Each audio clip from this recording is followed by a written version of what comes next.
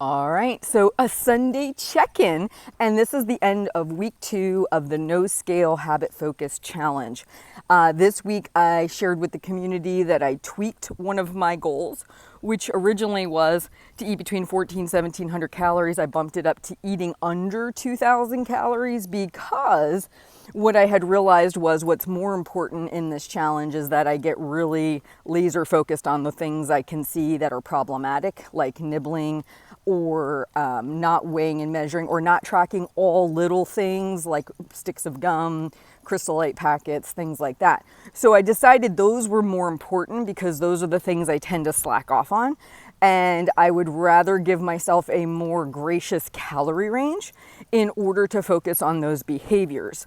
What has happened thus, because I've changed it, is I only missed that goal one day. I think I went up to maintenance one day.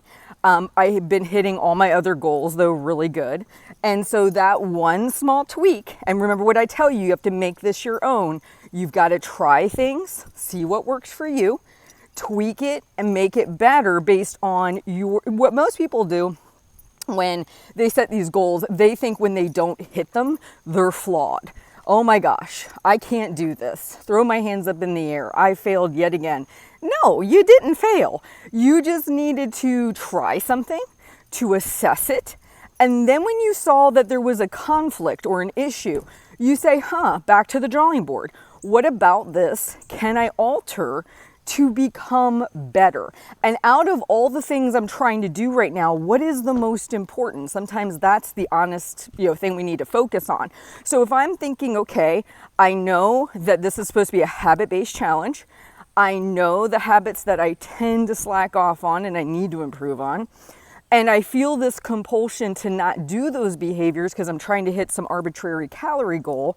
Well, I can make a choice. I can continue that and feel like I'm failing, 4 or 5 out of the 7 days, or I can change one of these elements. I have the power to do that, and I change it, and then bada bing, bada boom, it relieves a lot of pressure, which means that I now can really focus on what's important.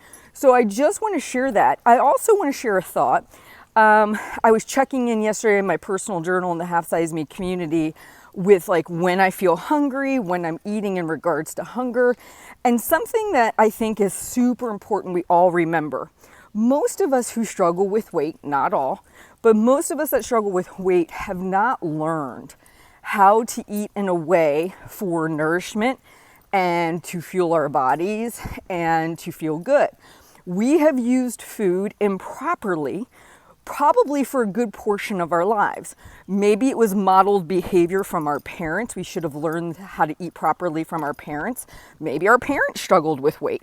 Maybe they struggled with binge eating. Maybe they struggled with using food for emotional purposes.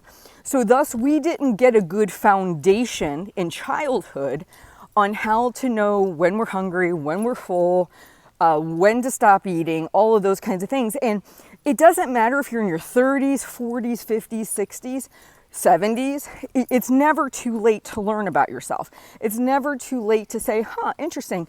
I noticed for the last couple of years I've been eating on a regular time schedule. And am I actually really hungry then? Or am I really eating past to content? Or am I going to full? And any point in your journey, you can start to play around with this stuff, because what we have to remember is what we did not learn in childhood when it comes to eating, we can get to learn in adulthood. So imagine you're a kid who grew up and you never learned to do cursive. Does that mean that you're destined to a life of never writing in cursive? No. You can totally take lessons, begin working on cursive now, learning it if you really want to, right? But because it wasn't taught to you in childhood, could it take you a little longer to master that? Sure. Could it take you a little bit longer to get it down? Absolutely. But is it worth the venture if it's something you really want to see improvements on? Absolutely. And what we have to do is be gracious and compassionate with ourselves and remind ourselves that what we did not learn in childhood, we now have to teach ourselves. We now have to become our own parent. We have to become the person who really pushes us to do a little bit better, to learn the things we didn't learn.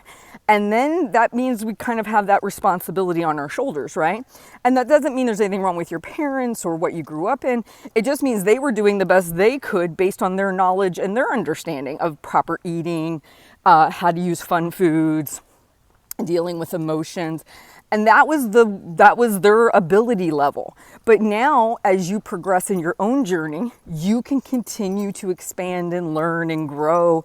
You don't have to be locked into, well, this is the way I was raised, this is what I do. No, you can always learn something new if you really want to.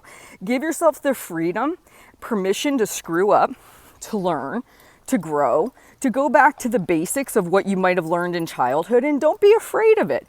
It doesn't mean that you can't become something you don't think you can become right now.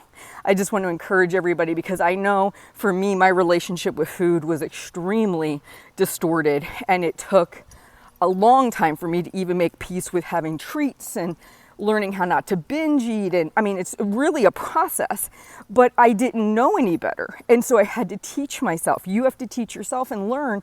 Get up every time you fall, get back on the bike, keep going. That's how you learn to ride a bike. All right, you guys have a great day. I hope your week was awesome, and I'll talk to you soon.